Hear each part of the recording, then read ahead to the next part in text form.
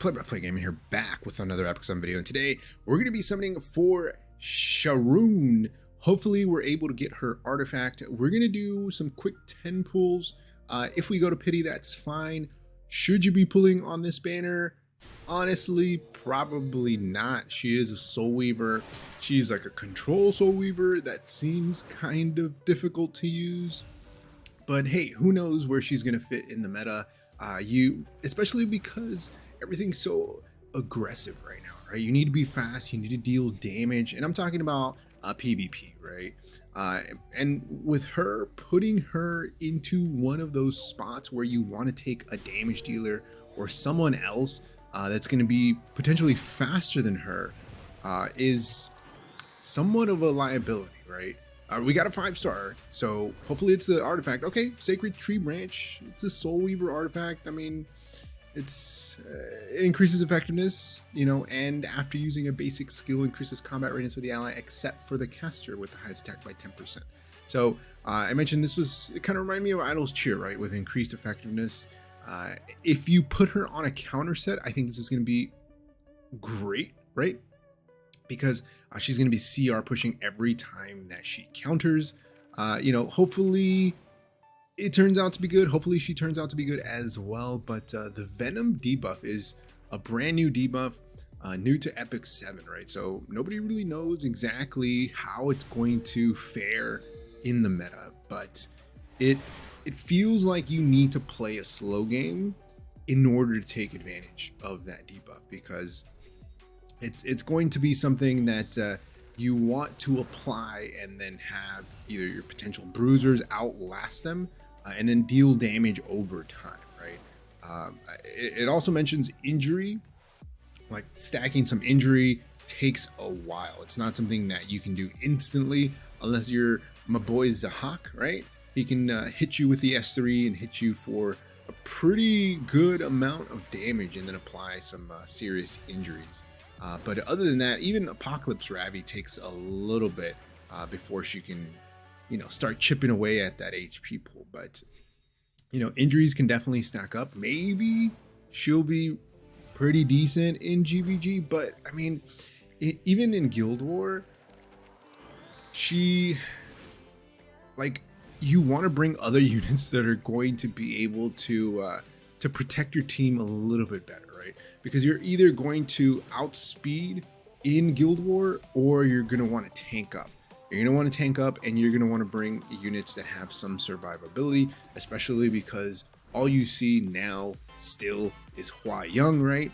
And then her being a grass Soulweaver, it doesn't help, right? It doesn't help. It just makes her a target for Hua Young. You know, they did release a knight recently that is there to kind of bait Hua Young, but I mean, I don't think that you're gonna bring her into any other units. Maybe like a Para, right? Because she has elemental advantage, but even then, you're just gonna get debuffed and controlled. So, you know, that's why I can't really recommend pulling on this unit right now. If you're thinking about it, I would say hold off. Just see how she kind of plays out, you know, how people test her and where she might fit. She's only PvP oriented. You know, I was a little sad about that. You know, the Venom debuff only applies to heroes. I think if it would have made it to where it would apply to, you know, the boss monsters as well, it would have been cool, or at least made it viable in Abyss. I think that would have made it a lot easier to clear some of these floors that, even if it's not injury, but just like dealing damage, right? Dealing damage over time. And it kind of reminded me of like Kyrus's poisons, right? Being able to like extend buffs, deal poison damage. So we're getting shines, but not the shines that we want. We've at least pulled the artifact, so that's nice. Ideally, you know, we pull the artifact and the unit within 120 pulls. So even if we go to pity here, that's fine. I'm okay with that. The good thing is we have enough bookmarks. What we want to do though is save up for the new limited unit. So that's kind of the thing in Epic 7. Anytime there's a dry spell, you need to be on the lookout, because more than likely there's going to be a new limited unit or something really, really good around the corner. I don't think Sharun is it. I'm pretty sure it's going to be the new limited unit, which is Summer Charlotte. So hopefully her kit is pretty good. Even then, limited units, you always want to pull at least one copy. If they're really, really good, really, really broken, then you'll try to pull a couple of different copies. Oh, we got another 5-star artifact here. Is it the same one, or do we get debated? Okay, Circus Fantasia. I actually don't have this artifact. So that's a win for the Pokedex there. So not too bad. Do we got anything else? One more? Okay, no little guy from the right. We're getting a lot of shines though. A lot of shines.